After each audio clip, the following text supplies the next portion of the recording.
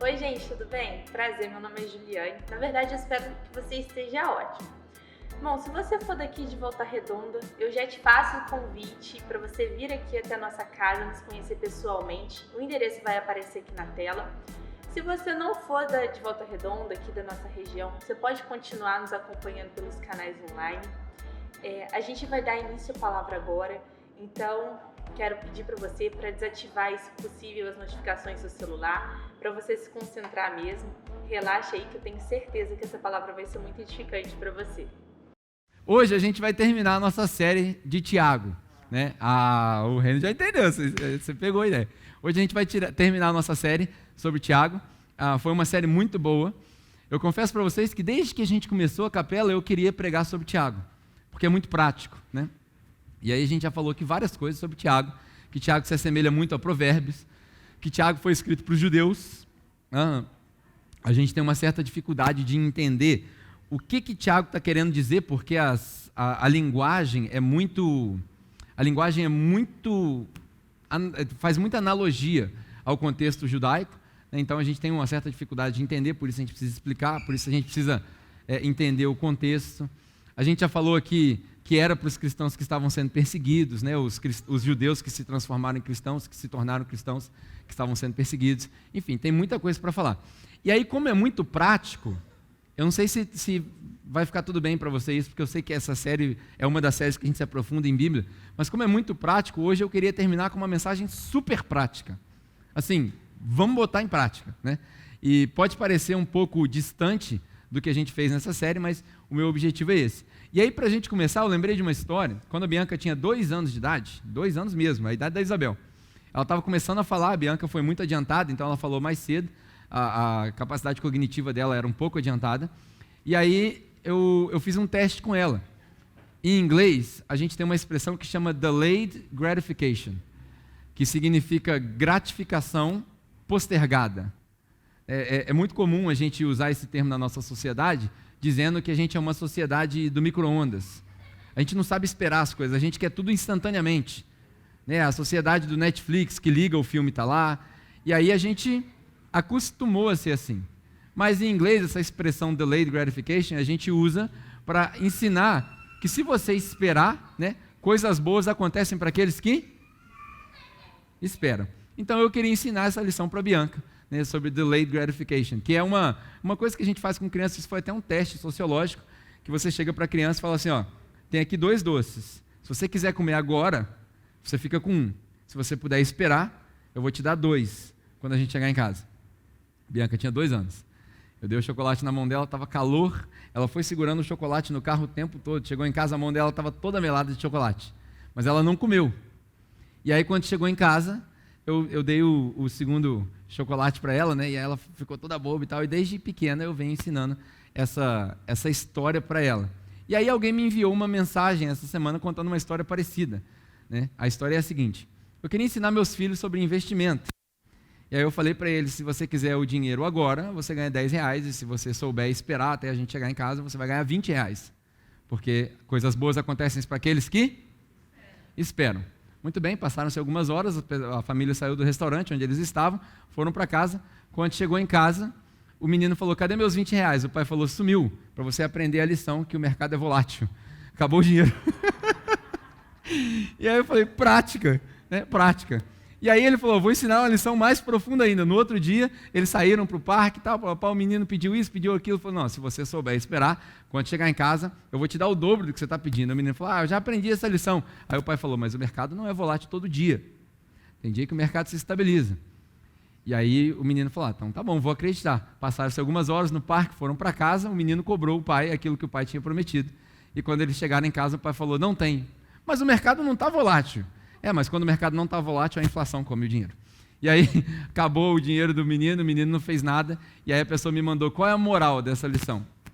A moral é a seguinte, em todo tipo de investimento, a gente estava falando de investimento, você precisa de paciência. Paciência. É sobre paciência que eu quero falar hoje, que é o tema original desse capítulo 5 de Tiago.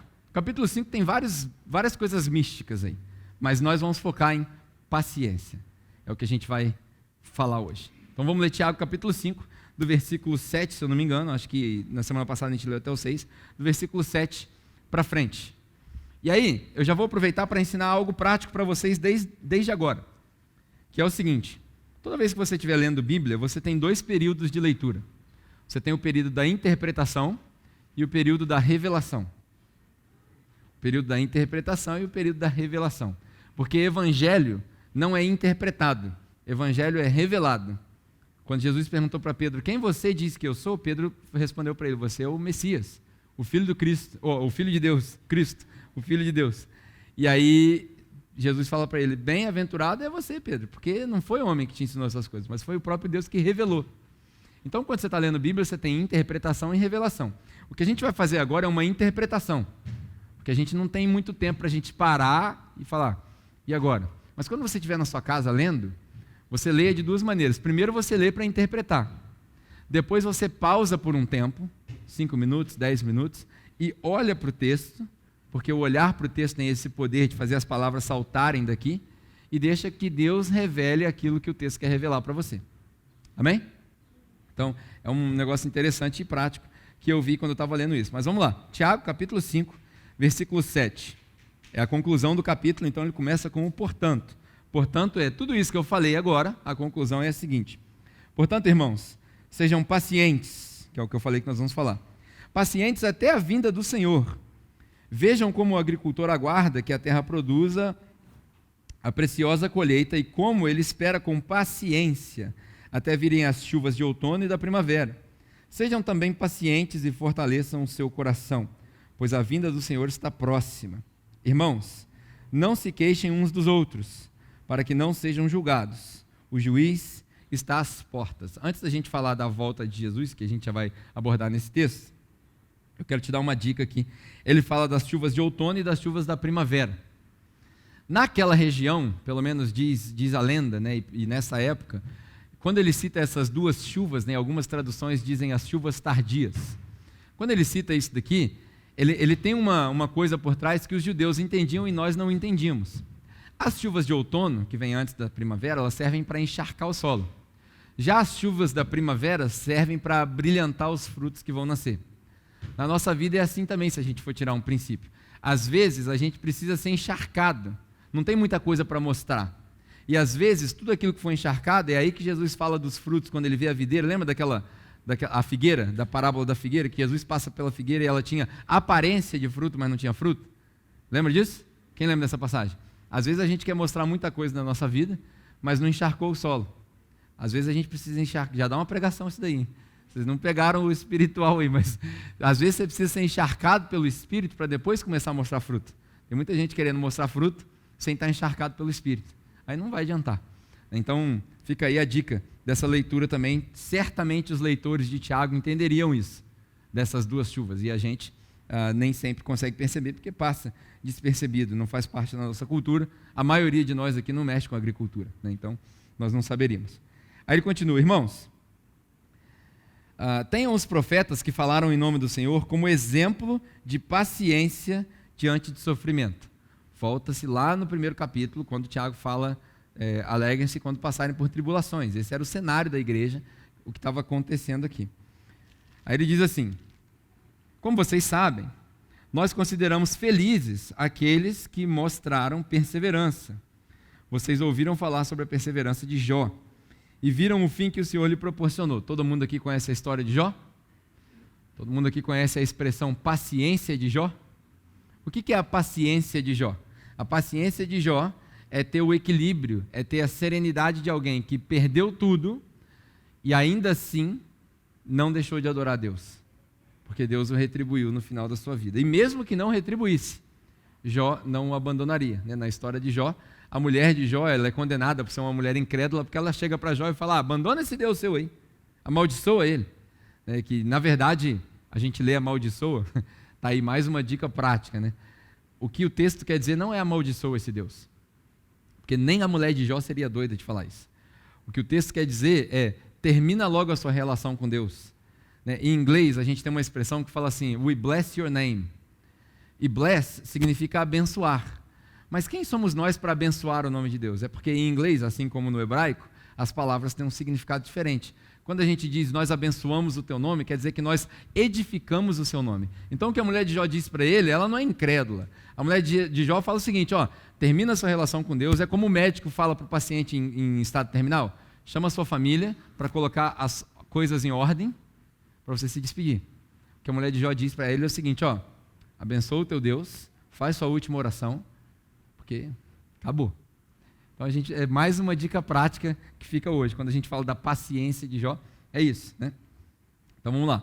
Vocês ouviram falar sobre a perseverança de Jó e viram que, no fim, o que o Senhor lhe proporcionou. O Senhor é cheio de compaixão e misericórdia. Sobretudo, meus irmãos, não jurem, e aqui Tiago está lembrando de Jesus, né, quando Jesus diz que a palavra de vocês sejam sim e não. Essa semana eu tive uma experiência interessante. Eu compartilhar uma bênção com vocês, né? A gente comprou uma casa, eu e minha esposa, e aí toda aquela correria de papelada e por aí vai. E aí o dono da casa foi na minha casa para a gente conversar, e ele falou assim, vamos fechar o negócio? Vamos. Ele estendeu a mão, falou assim, palavra de crente, sim, sim, não, não, quase que eu tirei a mão. Falei, tá ruim.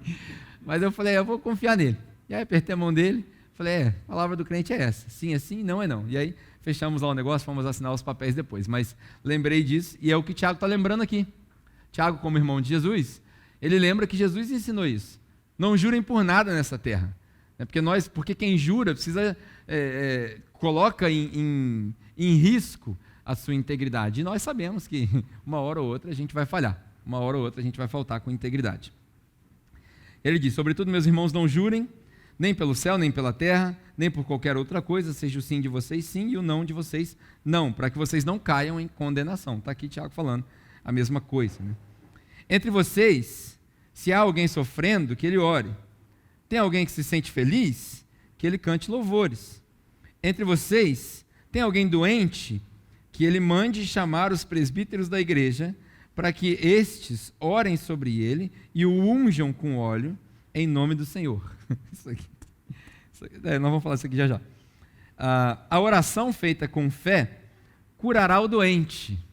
Presta bem atenção no que eu vou falar, porque hoje nós vamos destruir muita coisa. A oração feita com fé curará o doente. O Senhor o levantará. E se houver cometido pecados, ele será o quê? O foco está aqui.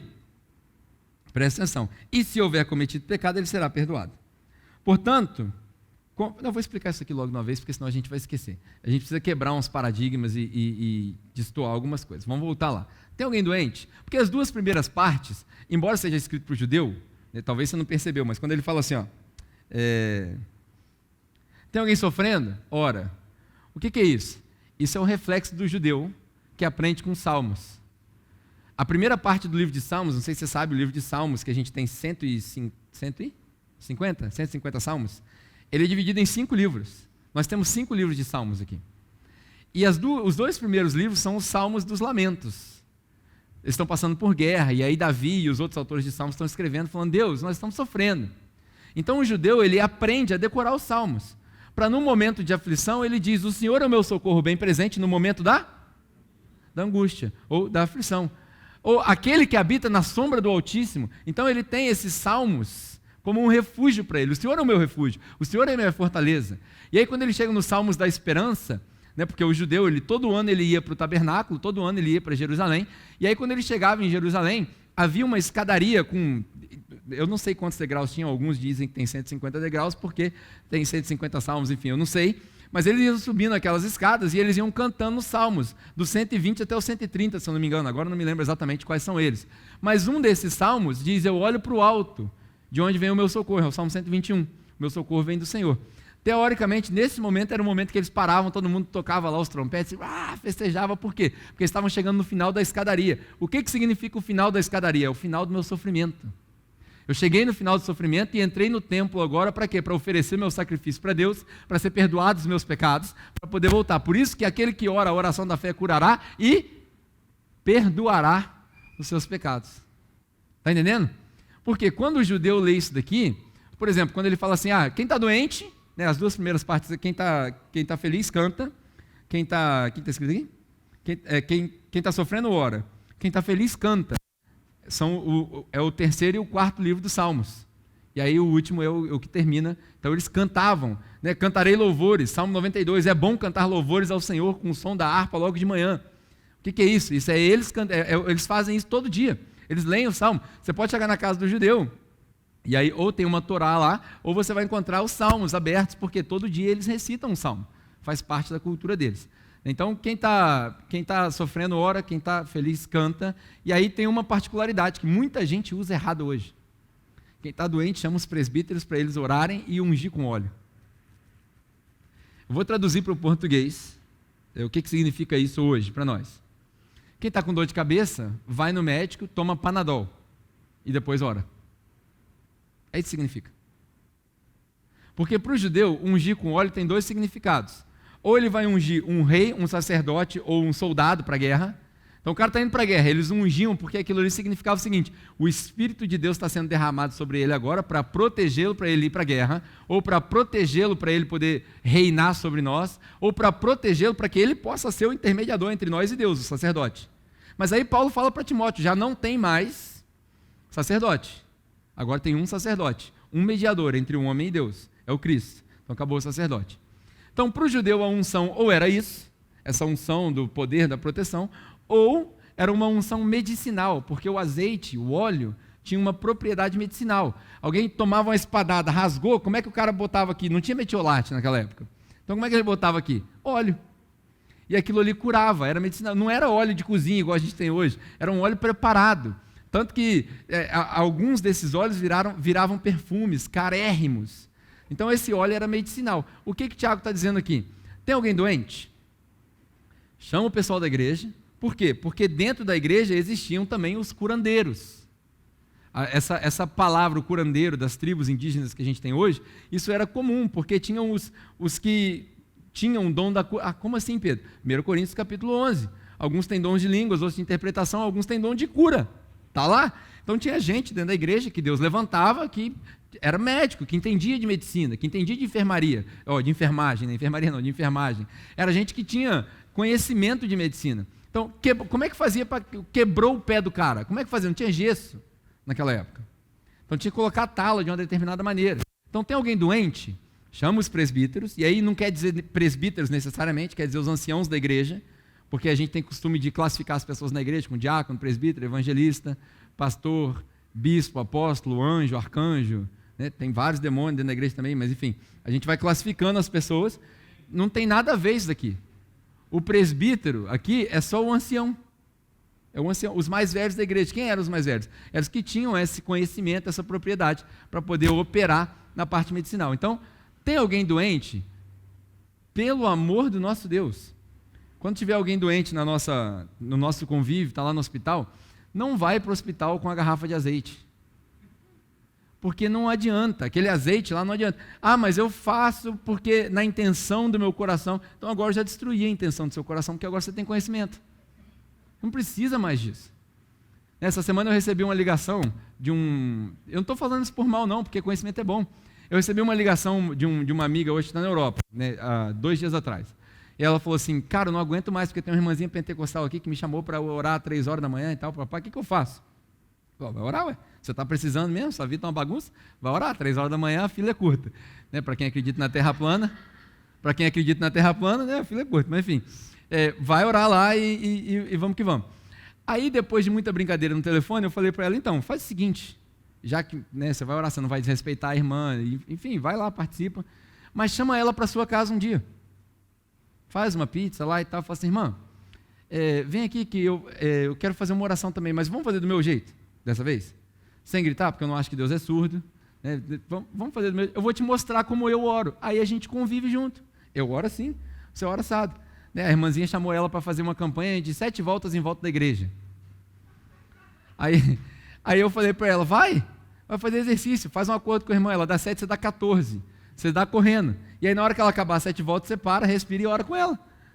Tudo é uma questão de se adaptar. Não precisa, gente. A gente não precisa de campanha de 7 voltas. Jericó já caiu, ninguém está em guerra, entendeu? Então, assim, isso é prática. Quando a gente lê isso daqui para Tiago, o judeu entendia de uma maneira totalmente diferente da nossa. Não tinha ninguém indo com a garrafa do azeite lá, não era isso. Era outra coisa, era uma propriedade medicinal. E aí ele fala, quando o cara orar, ele vai ser curado. Por quê? O que é isso? Isso é a confiança do judeu no seguinte: nós temos medicina e nós temos o médico dos médicos. Está entendendo? Então nós herdamos essa confiança. A gente não herdou a gente não herdou a ignorância. Ignora a medicina, vamos para o médico dos médicos. Não, a gente herdou a sabedoria dos judeus. Nós temos a medicina e o médico dos médicos. Quando a medicina não resolve, aí a gente ora para Deus operar. Agora, você está com dor de cabeça? Cara, toma um Panadol. É como se Deus estivesse falando assim: eu já te dei a resposta da oração. Aí na caixinha de remédio da sua cozinha. Toma lá e vai resolver. Não quer dizer que você é menos espiritual por isso. Tem algum problema em orar? Claro que não. O problema é você só orar e não tomar o remédio. Porque uma hora você vai se decepcionar. E aí o que vai acontecer? Você vai... Lembra daquela série que a gente fez, da Bíblia para gente grande? Você vai se deparar com perguntas perguntas da sua idade adulta que a fé da infância não responde mais. É a mesma coisa que você está com dor de cabeça e ora e não toma remédio, é pedir para dar beijinho no machucado que vai sarar. Dá um beijinho que vai sarar. Não sara. Não sara nada o beijinho. A gente faz isso para criança. Se você já cresceu, como Paulo dizia, né, vamos deixar o leite, vamos deixar as coisas elementares de lado um pouco e vamos aprofundar um pouco mais. Amém? Machuca, né, quando a gente tira as muletas das pessoas. Os seus pecados serão perdoados, que é a história que eu contei da escadaria. Portanto, confessem os seus pecados uns aos outros. Aí aqui está a frase que a Igreja Católica usa para justificar a confissão de pecados para o padre, como se o padre tivesse poder de perdoar os pecados. Aqui está escrito claro: confesse os seus pecados uns aos outros. O que é confessar os pecados uns aos outros? É você viver em família, você viver em comunhão e ter liberdade com algumas pessoas para falar: cara, não estou bem, preciso de ajuda. Porque a igreja não é um exercício de uma pessoa pastoreia várias. São várias pessoas pastoreando várias pessoas. É mútuo. Hoje eu ensino, amanhã você ensina. Hoje eu oro, amanhã você ora. Enquanto a gente ficar preso nessa ideia de que a igreja ela é o reflexo do pastor da igreja, a gente vai continuar vivendo uma empresa, um negócio, uma mentira, uma falcatrua, e não vai viver o que Deus quer para nós como igreja. Enquanto a gente não tiver mais pregadores, enquanto as pessoas não souberem quem é o pastor da igreja aqui, que as pessoas chegarem aqui e ficarem confusas, falar: quem é o pastor da igreja aqui? E a gente começar: o pastor da igreja é Jesus, o pastor da igreja é Jesus. Enquanto a pessoa não tiver dificuldade de identificar quem é que lidera isso daqui, nós não estamos sendo igreja ainda. A gente está sendo uma empresa que todo domingo tem uma palestra, até uma palestra boa, fala de Bíblia, faz bem para nós, mas não é igreja. Por isso que eu repito que domingo não é igreja. Domingo é uma reunião estratégica, no máximo, uma reunião estratégica para mostrar para quem não é igreja como é bom ser igreja. Então, por isso que você precisa participar de um grupo de conexão, por isso que você precisa se aprofundar, por isso que você precisa ser genuíno e autêntico com as pessoas, por isso que você precisa se entregar mais. Às vezes não é só dinheiro, às vezes é tempo. Tem muita gente que marca a caixinha e fala assim: já dei minha doação, já fiz minha parte. E às vezes o que Deus quer de você é tempo. Às vezes o que Deus quer de você é participação. Às vezes Deus quer de você, às vezes nós queremos dinheiro, mas Deus quer que você venha construir muro. Porque a gente fala: está precisando de dinheiro, mas o que Deus quer fazer com você é um tratamento que vai acontecer ali, enquanto está pintando, enquanto está limpando, enquanto está pregando, enquanto está orando. Tá? Então, o evangelho precisa ir além disso daí. Confesse seus pecados uns aos outros e orem uns pelos outros, para serem curados. A oração de um justo é poderosa e eficaz. Aqui é outro texto usado totalmente fora de contexto. O que ele quer dizer aqui orem uns pelos outros para que vocês sejam curados. A palavra curados aqui é a mesma que salvos, é a mesma que perdoados seus pecados, é a palavra sozo, que é da onde a gente tira, por exemplo, soteriologia, que é o estudo da salvação, e por aí vai. Então, o que ele quer dizer é: a oração daquele que foi justificado, aquele que recebeu o perdão de Jesus, é eficaz. Por quê? Porque agora ele se torna templo do Espírito Santo, Jesus habita dentro dele, habita com ele, e aí quando ele se comunica, ele já não está mais falando outra língua. Agora ele comunica direto com Deus, não precisa de sacerdote, não precisa de mais nada. E se a gente falar besteira na oração, o Espírito Santo vai quebrando o galho para nós, para Deus entender o que a gente precisa. Aí ele diz, aqui um texto muito comum para nós, Elias era um homem como nós, e ele orou para que não chovesse 3 anos, e não choveu 3 anos. Depois ele falou para chover e choveu. Eu não sei quem lembra dessa época, mas na praça, quando a gente ficou 1 ano na praça, antes do nosso primeiro culto, eu reuni umas 8 pessoas que eram parte da nossa liderança, a gente deu a mão e falou assim, nós vamos fazer um trato agora. Vamos fazer um trato com Deus, que não vai chover durante 1 ano. Porque, durante 1 ano não, né? Que não vai chover enquanto a gente estiver aqui na praça, esse era o nosso trato. Porque a gente não tem como fazer culto na chuva, né? A pessoa não vai ficar lá. Então a gente deu as mãos, a galera mais antiga lembra, e aí a gente orou, Deus, a gente precisa que não chova domingo de manhã, enquanto a gente estiver tendo culto. E aí algumas pessoas duvidaram, falaram, por que vocês estão duvidando? Vocês estão fazendo dança da chuva agora, Pedro? Não, pô. Elias era um homem como nós, foi o texto que eu usei. Elias era um homem igualzinho a nós. Ele tinha as mesmas necessidades, os mesmos desejos, os mesmos pecados. E ele orou para não chover e não choveu, pô. Ele pediu 3 anos, eu estou pedindo só enquanto a gente está na praça. Eu não sabia que a gente ia ficar lá 1 ano, né? Mas, enfim, oramos e dito e feito. É um testemunho fantástico da nossa história. Durante 1 ano, todo santo domingo, não choveu de manhã enquanto a gente estava na praça. Tinha dia que a gente chegava na praça para montar às 7h30 da manhã, estava chovendo. E aí, às vezes o Wellington estava comigo, às vezes o Thiago estava comigo, às vezes o pessoal que chegava mais cedo, Paulo, Marcelo, Lorena, a galera que chegava mais cedo. E às vezes o pessoal me encontrava aflito. Às vezes eu estava com lágrima no olho, que eu falava, Deus, a gente não fez um trato. Quem somos nós para fazer trato com Deus, né? Mas enfim, Deus, ajuda aí, Deus. E aí eu estava chorando, e aí já teve umas 3 vezes que eu virava para o Wellington, que era mais próximo assim, eu falava, Wellington, hoje não vai ter culto não, cara. E a gente parado aqui, o Tarcisão, né, que já não está mais conosco, a gente parado na garagem esperando a chuva acabar para tirar as coisas. Hoje vai ter culto não. Quando dava 8h30, 9 horas, teve dia que não choveu na Praça Japão e choveu debaixo da biblioteca. Você acredita? Eu lembro disso. O pessoal chegou molhado com um sombrinho, eu falei, não, vocês estão vindo, gente? Tá chovendo lá. Mas como é que vocês vieram? Foi porque a gente sabia que não chovia na praça. Olha a fé dos caras. Os caras saíram debaixo da biblioteca chovendo, pegaram o ônibus, desceram lá no shopping, lá estava chovendo e vieram andando, porque a gente sabe que na praça não chove. Foi fantástico, eu tenho várias histórias para contar, mas enfim, Elias era um homem como nós, ele orou para não chover e não choveu. Estou te encorajando a fazer isso? Claro que não. Claro que não, nem sei se eu faria hoje de novo, porque quanto mais Deus dá para a gente, menos crente a gente fica. Já reparou isso? É um ponto da pregação para vocês aí. Quanto mais Deus dá para nós, menos crente a gente fica. Agora que a gente tem ar-condicionado, que a gente tem espaço, agora a gente nem preocupa, nem ora mais para não chover. Porque o pessoal vem, aí eles ficam aqui debaixo, tem chocolate quente, a gente esquenta da chuva. Né? Já teve vários cultos com chuva aqui que estava lotado. Quanto mais Deus dá, menos crente a gente fica. Às vezes Deus precisa tirar um pouquinho da gente. Né? A mão que dá é a mão que tira. Né? Às vezes Ele precisa tirar um pouco para você se aproximar mais. Aí tem gente que fala, Deus é mau, Deus é injusto, Ele tirou de mim. Não, Ele te ama, por isso que Ele tirou. Para você poder chegar mais perto. Porque Ele está com saudade de você. Faz falta. O pai gosta de ouvir a voz do filho. Porque o jeito que você entrega, falamos aqui, né, na hora da oração, o jeito que você entrega o presente determina o jeito que a pessoa que recebe entende. Então, às vezes, a sua oração está só aquela na hora do almoço, né? Deus, obrigado pela comida, em nome de Jesus, amém.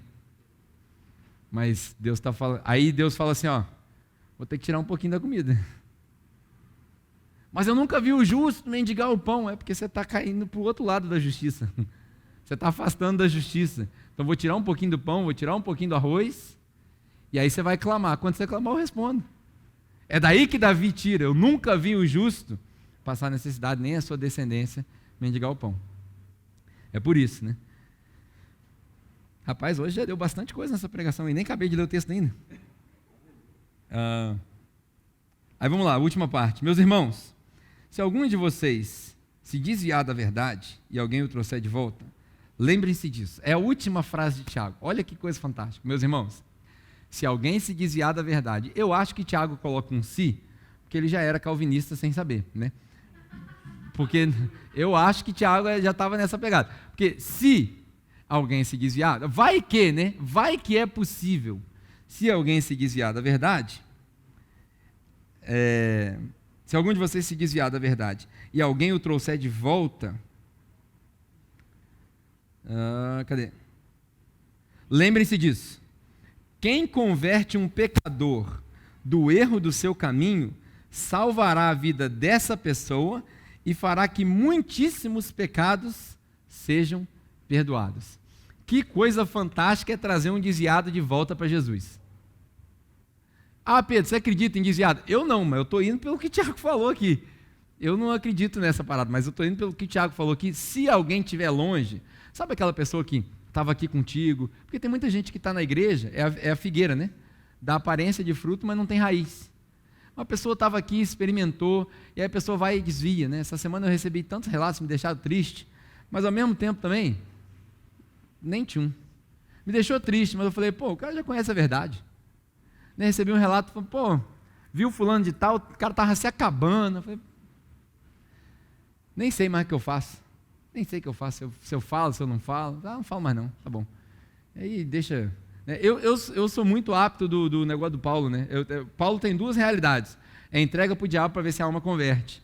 E depois chama ele de volta, que ele já sofreu muito. Eu tenho dificuldade com chama de volta. Eu fico entregando lá e falo, deixa ver se a alma converte. Mas Deus vai tratar comigo também, eu vou chamando de volta aos poucos. Mas quantas pessoas já não passaram aqui, e aí a gente vê que a pessoa está no caminho errado, né? E Tiago fala, quão bom é que alguém volte desses caminhos. Enfim, esse é o texto de Tiago, é o texto que a gente tem para o fim da carta. E aí eu quero voltar, né? A gente começou de trás para frente, eu quero voltar na parte mais importante. Sejam pacientes. É isso que eu quero falar hoje. Sejam pacientes. Que horas são? Nossa! 11h30 já. Essa mensagem tem que ser duas partes, né? De noite eu falo a segunda parte. Mas enfim, 11h30, 10 minutos eu acabo. Pode ser? Conta aí para mim, 10 minutos. 10 minutos eu acabo. Pacientes, sejam pacientes. Por que paciente? O que é paciente? Paciência é a virtude do cristão. É fruto do Espírito. Você pegar Gálatas capítulo 5, uma das manifestações do fruto do Espírito é paciência. Tem uma cena naquele filme O Todo-Poderoso, quem aqui já assistiu O Todo-Poderoso, com Morgan Freeman e o Jim Carrey? Que aí o Morgan Freeman chega para ele, tem um cachorrinho bebendo água ali, e ele fala, você acha que se você pedir para Deus ser uma pessoa carinhosa, Ele vai te transformar numa pessoa carinhosa? Não. Ele vai te dar oportunidades para ser uma pessoa carinhosa. Aí ele vai e coloca o potinho de água para o cachorro, ou o potinho de biscoito para o cachorro e tal. É assim também com paciência. Você acha que se você dobrar o seu joelho e orar e falar assim, Deus, me faz uma pessoa paciente, aí a pessoa interrompe a sua oração, você fala, pô, estou orando aqui, peraí. Não é assim, Deus não vai te transformar numa pessoa paciente. No momento que você falar, Deus, me transforma numa pessoa paciente, a pessoa vai interromper a sua oração. Aí você fala, entendi. São oportunidades para ser paciente. E paciência, cara, paciência é um negócio que transforma a pessoa. Se você aprender a ser paciente, se você aprender a ser tolerante, se você aprender a ter paz, você vai ser uma pessoa transformada. A prática de hoje, que eu quero encerrar a nossa série com isso, paciência, ela tem várias características. Eu anotei só algumas que funcionam comigo, que me chamam a atenção. Não necessariamente serve para você. Se servir, amém. Mas funciona comigo. A primeira delas é o seguinte: paciência cria persistência. Paciência cria persistência. O que é persistência? É o cara que insiste. É quando Pedro pergunta para Jesus, Jesus, quantas vezes eu tenho que perdoar o irmão? 7 vezes?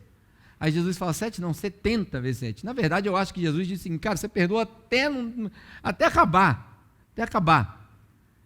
Paciência é isso. É perdoar até acabar. Paciência é aquele projeto que você quer começar, deu errado aqui, deu errado ali. Até quando você vai tentar? Até acabar. É até o último homem. É o máximo, é dar o meu máximo. É não parar até chegar no objetivo. Às vezes eu tentei abrir um negócio desse tipo de jeito e não funcionou, eu vou tentar abrir outro negócio, daí eu vou trabalhar de empregado de novo, depois eu volto para outra coisa, depois eu vou empreender, depois eu vou... Não interessa, cara, eu vou até acabar. Isso é paciência. Paciência. Ah, mas não deu certo dessa vez, já vou desistir. Quantas vezes você vai desistir? Às vezes alguém vai falar para você assim, quantas vezes você vai tentar até você desistir? A pergunta não é essa. A pergunta é, quantas vezes eu vou levantar depois de desistir? Ah, não dá mais, Deus, acabou. Levanto de novo.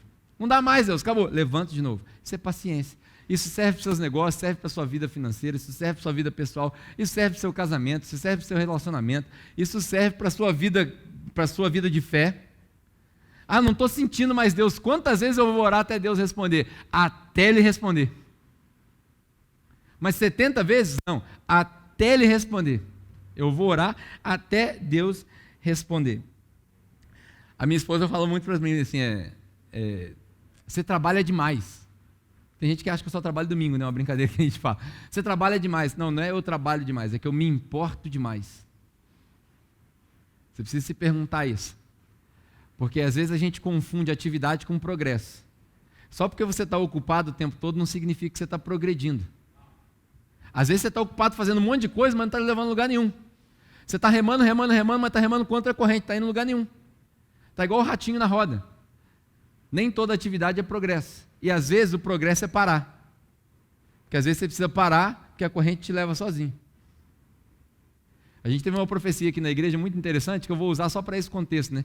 Já foram 3 pessoas que vieram aqui, e aí eu estou espiritualizando bastante, né? E falaram que descia uma cachoeira, e aquela cachoeira descia por ali, ia curando as pessoas, e por aí vai. Eu acho fantástico. Eu depositei minha fé nessa profecia, porque foram 3 pessoas diferentes que nem se conheciam. Uma delas veio da Austrália, nem conhecia a história da igreja. E o que é isso? É a história de Ezequiel, da água que sai do templo. Tem água que bate aqui no tornozelo, tem água que bate no joelho, tem água que está na cintura e tem água que cobre. Você que decide em qual profundidade você quer ir. O rio está passando. Você pode botar o pezinho, sentir e sair, ou você pode mergulhar e deixar a corrente levar. Agora, se você for para águas profundas, não adianta remar. Se você quiser águas profundas com Deus, não adianta remar. Porque aí quem leva é a correnteza. Porque a gente tem que ser como o Espírito. Não é assim que Jesus fala? Ele sopra e ninguém sabe de onde veio, nem para onde vai. Você está disposto a viver essa vida com Jesus? Isso é paciência. Porque às vezes você quer ir para lá, mas a gente está indo para outro lugar. Essa semana eu me despedi de um amigo, né, porque ele foi embora para outra cidade, mas ele tinha planos de ir embora para fora do país. E aí as águas levaram para outra cidade só. Paciência. Tem que ter paciência. Para a gente ver o resultado, tem que ter paciência. Não é que você trabalha demais, é que você se importa demais. Tem uma teoria que chama a teoria do jogo infinito. Não sei se vocês já ouviram isso alguma vez. É uma teoria que foi desenvolvida por um professor lá nos Estados Unidos, e um cara famoso dos nossos dias, chamado Simon Sinek, escreveu um livro, chama Jogo Infinito. E aí, para resumir o livro, né, você não precisa ler, eu vou resumir ele aqui para você agora. Para resumir o livro, ele diz o seguinte: tem dois tipos de jogos, os jogos finitos e os infinitos. Os jogos finitos são jogos que têm regras esclarecidas, jogadores esclarecidos e um objetivo determinado. Por exemplo, futebol. 11 jogadores de cada lado, o objetivo é marcar gol, tem 45 minutos, acabou o tempo, quem fizer mais gol ganha. Acabou. No jogo finito, tem ganhador e perdedor. No jogo infinito, não há jogadores determinados, não tem objetivo determinado e não tem regras claras. O jogo não tem fim, é infinito. Diferente do jogo finito, que o objetivo é ganhar, o objetivo do jogo infinito é continuar jogando. Quem joga por mais tempo, está ganhando. Aí ele dá vários exemplos de jogos infinitos, né? O mundo dos negócios é um jogo infinito. Ninguém ganha. Porque você fala assim, esse ano eu cresci 10%, baseado em quê? Em quais números, quais métricas, qual planilha você está usando, por quê, que comparação é essa? Não, o objetivo do negócio é continuar aberto. A vida é assim. Você não ganhou nem perdeu hoje, está igual a Dilma, né? Quem ganhou ganha, quem perdeu não perde. Não, a vida é infinita. O objetivo da vida é continuar jogando, é acordar todo dia e continuar preenchendo seu propósito. Paciência é isso, é aprender o jogo infinito. Não é o jogo da vida, né? Nessa série alguém citou o jogo da vida. Foi Marcelo? O jogo da vida. É o jogo infinito. Paciência cria persistência. Segundo, a paciência desenvolve resiliência. Resiliência é uma palavra muito, muito forte hoje em dia, muito usada e que a maioria das pessoas não sabe o que significa. Você sabe o que é resiliência? Vou usar o português bem claro agora do carioca. É quanta porrada você aguenta levar. Porque uma coisa é a persistência. Vou tentar. Só que é muito fácil tentar quando não tem peso nas costas. Eu lembro quando eu fui embora do Brasil para Nova Zelândia, eu estava recém-casado, eu não tinha filhos. E lá eu encontrei com famílias que foram embora e migraram com filhos. Esses caras estavam carregando muito mais peso que eu. É como se a gente fosse fazer uma corrida. Nós vamos fazer uma corrida de 100 metros. Eu saio, só eu, o short e o tênis.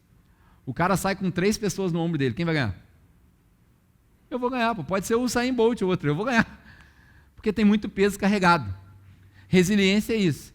A paciência, ela desenvolve, primeiro, ela cria persistência, para você tentar até acabar. Mas no meio do caminho de tentar até acabar, você vai precisar desenvolver resiliência. Bem-aventurado é aquele que aguenta até o final, pois esse herdará a coroa da vida. Aguenta até o final, resiliência. Quanto peso eu consigo carregar? Na noite passada, a gente foi numa festa de criança, e aí eu estava conversando com algumas pessoas, eu falei, cara, eu não acabei os meus slides, tal, preciso ir para casa. Conclusão, eu saí da festa, era quase meia-noite. Cheguei em casa, e aí vai tomar banho, as crianças, tal, a gente foi dormir, né, a minha esposa e as crianças foram dormir quase 1h da manhã. Eu fui dormir quase 3h da manhã. E aí o pessoal chegou aqui de manhã, algumas pessoas perguntaram, e aí, conseguiu? Eu não tenho essa opção de não conseguir. Isso é resiliência. Eu dormi umas 3 vezes quando eu estava fazendo. Estava preparando esses slides aí, acabando a minha mensagem e tal, orando mais um pouco, e aí você vai orar, você dorme em 5 minutos, aí acorda. Enfim, eu fui dormir mesmo quase 3h da manhã. Quando deu de manhã eu estava de pé. Por quê? Porque eu não tenho essa opção. É a famosa história do general que queimou os barcos. Todo mundo conhece essa história? Não? O general foi à guerra, é uma história antiga, associa-se essa história ao exército, se eu não me engano, o exército mongol, enfim, quando eles foram para uma batalha, e isso aí já se repetiu várias vezes nas guerras recentes, mas foram para uma batalha, e o general sabia que o exército que o encontraria na praia era 10 vezes maior do que o exército que ele tinha nos barcos. Assim que eles descem na praia, ele manda queimar todos os barcos, queima os barcos. Quando ele queima os barcos, todo mundo chega na praia e ele fala assim, agora eu tenho uma notícia para dar para vocês. O exército que nós vamos enfrentar é 10 vezes maior do que o nosso exército. E aí eles olham para trás, cadê o barco? Por que você queimou o barco? Porque agora ou você luta, ou você morre. Isso é resiliência. Resiliência é isso. Quanto peso você aguenta carregar? Primeiro, persistência. Eu vou tentar até quando? Até acabar. Eu não paro no meio. Várias pessoas que começam a andar junto com a gente e aí somem. Por quê? Porque não tiveram persistência. E às vezes na tentativa de persistência faltou resiliência. Como é que desenvolve resiliência? É paciência. Ah, mas hoje não foi o que eu queria. Amanhã não foi o que eu queria. Depois de amanhã não foi o que eu queria. Aqui na igreja, porque a igreja é o corpo de Cristo. Nós temos uma missão de anunciar o evangelho. Então a gente dá os braços para poder anunciar o evangelho. Eu não estou aqui para te agradar, para fazer carinho em você, para fazer você se sentir bem. Nem você. A gente está aqui para proclamar o evangelho juntos. Amém? Vocês entenderam que essa é a missão da igreja? Então todo mundo tem uma missão. Eu não estou aqui para ficar passando a mão na sua cabeça. Eu estou aqui para, vamos para lá, lá que é a missão. Nós vamos pregar o evangelho, nós vamos sinalizar o reino, nós vamos fazer. É isso aqui que nós vamos fazer. E aí a pessoa que dá o braço e entende, ela vai andando, ela não precisa desse cuidado, desse mimimi todo e tal, ela não precisa, porque ela entendeu a missão.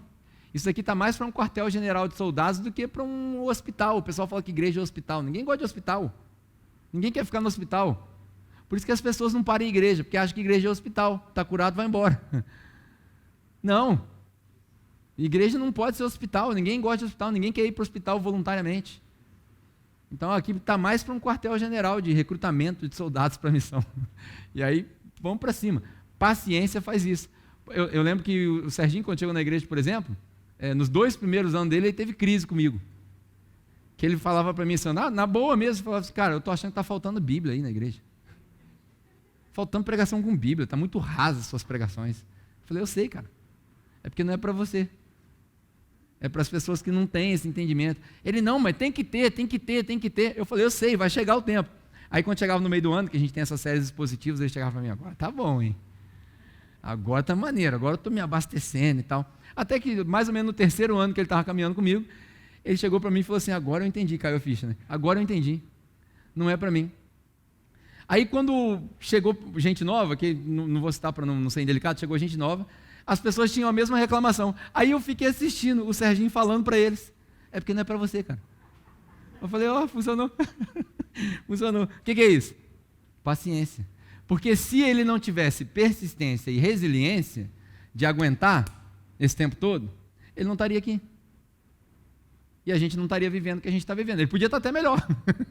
Podia estar melhor em outro lugar, mas a gente não estaria vivendo as experiências únicas que Deus separou para nós aqui. Né? Paciência faz isso, desenvolve resiliência. Terceiro, eu estou quase acabando, tem 4 pontos só. Terceiro, ela aumenta, paciência aumenta a sua abrangência. Tudo rima, né? Para você gravar. Mas ela aumenta a sua abrangência. O que é isso? Até onde eu vou? Olha só, eu saí do Brasil em 2007. 2007? 2007, eu saí do Brasil em 2007. Em 2006, eu comecei um projeto, deixa eu ver se está nessa Bíblia aqui. Não está. Em 2006, de noite eu vou trazer para mostrar quem estiver aqui de noite. Eu comecei um projeto, eu era recém-convertido, me converti em 2004, não coube na Igreja Batista, e aí eu comecei um projeto de pregar o Evangelho nas quadras de basquete, nas madrugadas, enquanto estava rolando tráfico de drogas. Eu conhecia quase todos os traficantes da Vila Brasília, Santo Inês, Volta Redonda inteira, e eu conhecia todo mundo que gostava de basquete, e eu sabia que eles estavam na quadra, porque a quadra é o centro do bairro ali, da periferia principalmente, né? E aí a gente ia jogar basquete, eu juntava uma galera minha, como a gente é bom de basquete, a gente ganhava todas as partidas, e aí quando dava 2 partidas eu parava, pegava a minha Bíblia, jogava ela no meio da quadra e pregava. Ali eu vi gente trazendo revólver, botando revólver na quadra, pedindo permissão para o patrão do tráfico para poder sair do tráfico e o patrão perdoar ele. Eu vi patrão se convertendo, morreu 2 semanas depois, mas não adiantou também, mas enfim, entregou a vida para Jesus. Eu vi muita coisa acontecer ali. E aí, num desses projetos, tinha um rapaz chamado Robson, num desses dias, né? E aí, olha só, isso foi em 2006.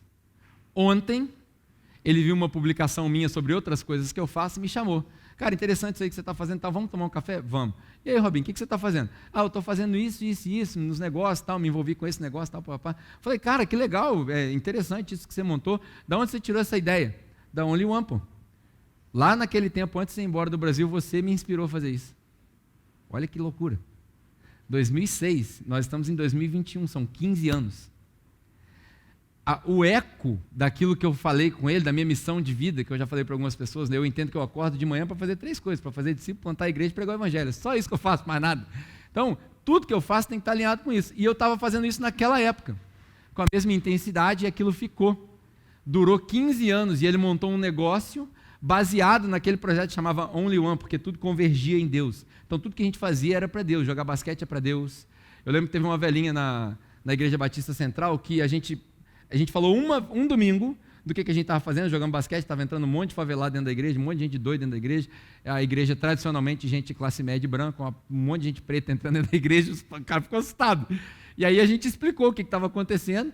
No domingo seguinte veio uma senhorinha, na hora do testemunho da Igreja Batista. Quem já foi de Igreja Batista tradicional aqui sabe o que eu estou falando, do testemunho, né? Aquela hora que a pessoa fala, Deus foi bom para mim, e sempre começa assim, né? Deus é bom comigo e tal, enfim. Aí ela levou uma pilha de pano de prato, assim, ó, que ela tinha feito bordado. E aí o pastor perguntou, irmã, o que é isso? Eu nem lembro o nome da irmã, o que é isso? Falou, eu vi os meninos falando que tudo que a gente faz é para Deus. Colossenses 3,17 era o versículo base do nosso projeto. Né? Tudo que você fizer, bebendo, comendo, seja lá o que for, seja para Deus. Eu vi os meninos falando que tudo que a gente faz é para Deus. Eu não sei jogar bola igual eles, ela falou jogar bola, né? Não sei jogar bola igual eles, mas eu sei fazer pano de prato. Então fiz pano de prato para trazer aqui para a igreja. Os irmãos quiserem comprar, eu vou doar todo o dinheiro. E aí ela falou até o nome errado do negócio, falou, nem lembro o que ela falou, mas ela não conseguiu falar Only One, porque era humilde, tadinha, não conseguia falar. E aí ela falou, eu fiz porque os meninos falaram que tudo que a gente faz é para Deus. Você vê, ecoou. E aí as coisas vão influenciando, né? O que é isso? Se você tiver paciência, fala, cara, eu sei o que eu estou fazendo. Vai aumentar a sua abrangência aos poucos. A voz vai indo mais longe. O eco vai atravessando barreiras. Tem muita gente que às vezes vem congregar aqui com a gente e fala assim, pô, mas isso aqui é por quê? Aquilo ali é por quê? Não entendi isso, não entendi aquilo e tal. Por que você não faz diferente? Por que você não faz do mesmo jeito que o outro fulano de tal faz? E eu aprendi isso da Austrália e levo isso comigo, né? Por quê? Eu sei quem eu sou, eu sei para onde eu vou e eu sei como a gente deve fazer o que tem que fazer. Às vezes as pessoas não tiveram a mesma revelação ainda, mas eu sei quem eu sou, então não preciso me comparar. A gente está preparando as coisas para o aniversário aqui, eu estava conversando com alguns irmãos, e falaram, a gente contrata isso, contrata aquilo e tal. Eu falei, cara, mas a gente precisa pegar leve, não dá para botar muita luz. Negócio de luz azul e tal, não dá para botar muita luz. Por que não? Vamos embora para cima logo. Eu falei, cara, não dá para botar muita luz, sabe por quê? Senão o nosso povo vai acostumar com isso daí, e não é isso ainda. Eles precisam ter maturidade suficiente para ter um encontro com Deus, com o Espírito Santo, sem os penduricalhos, como diz Marcelo. Tem que ser assim, ó, com a luz acesa. É lógico que às vezes dá uma diminuída na luz, deixa as pessoas mais confortáveis e tal, mas enquanto a gente não conseguir proporcionar uma experiência de encontro com Deus sem manipular, não adianta a gente fazer a manipulação, porque vai entrar no domingo e vai sair na segunda, vai voltar a mesma coisa.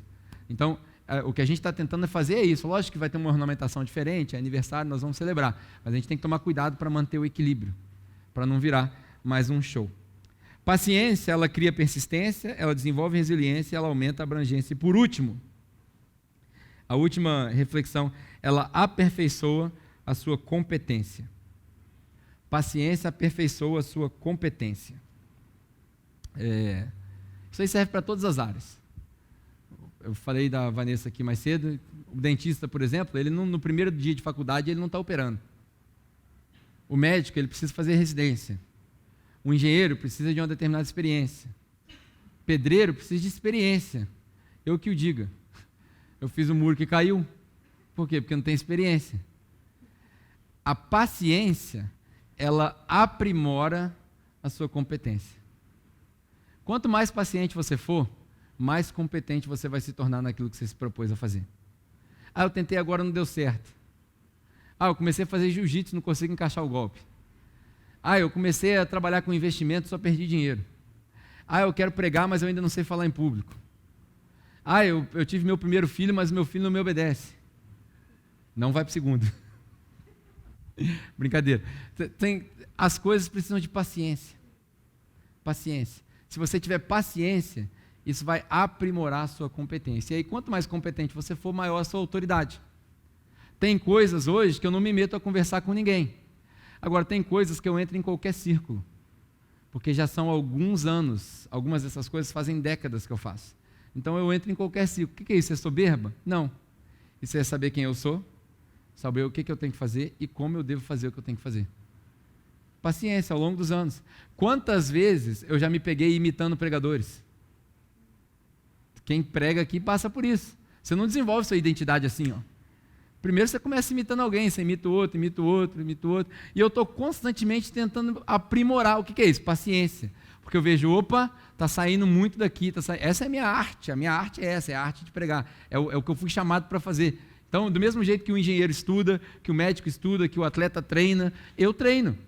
Eu olho para a minha arte e eu vejo como que a minha arte está sendo expressada. E aí, quando eu olho para isso, eu vejo, paciência. Hoje são quase 20 anos. Eu sou novo, tenho 37, mas são quase 20 anos de pregação. E ainda assim, eu não acho que eu passei nem da metade do caminho. Paciência. Tem que ter paciência para ir aprimorando. O músico, a mesma coisa. Quanto mais paciência eu tenho, não acertei a nota, errei a nota, desafinei. Paciência. A gente pede que você desafine em casa, né? Fica em casa desafinando, quando você vier para casa vem afinadinho. Mas desafinei, paciência.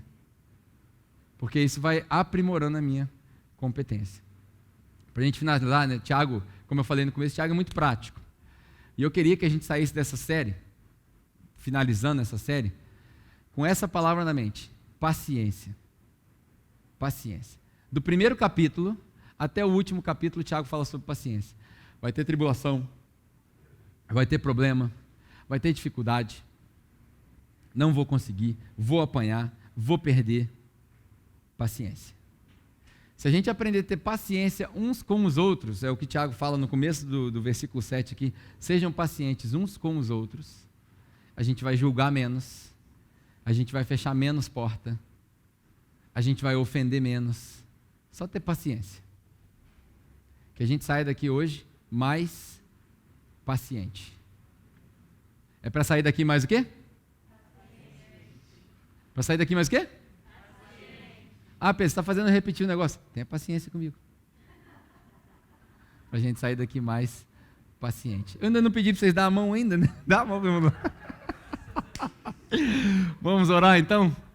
Pai, nós te agradecemos porque chegamos ao final dessa série e te pedimos, ó Pai, acima de tudo, que o Senhor nos ajude com oportunidades de sermos pacientes. Talvez alguns de nós aqui precisemos de espinhos na carne. É até perigoso a gente orar dessa maneira, mas se no nosso meio alguém precisa de espinho na carne, que o Senhor comece a alfinetar essa pessoa, para que ela tenha paciência. Que a gente aprenda essa virtude, que a gente desenvolva essa manifestação do Espírito Santo na nossa vida, para que, exercendo paciência uns com os outros, nós possamos amar uns aos outros, de forma autêntica e genuína, para que quando alguém chegar aqui de fora, perceba esse amor. Que seja perceptível, que seja tangível esse amor.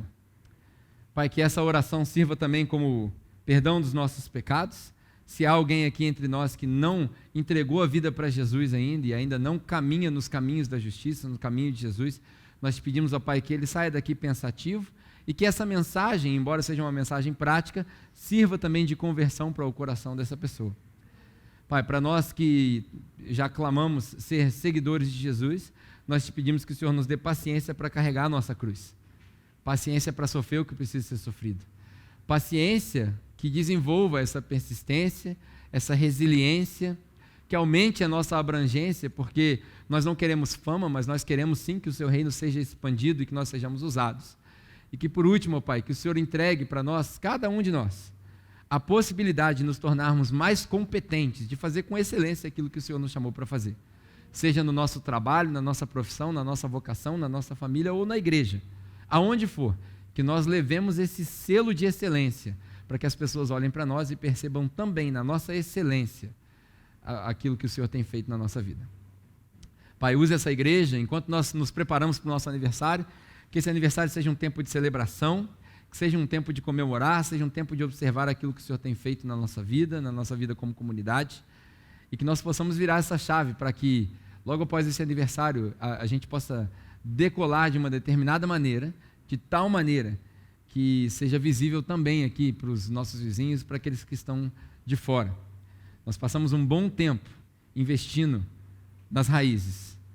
Agora nós ansiamos por ver os frutos.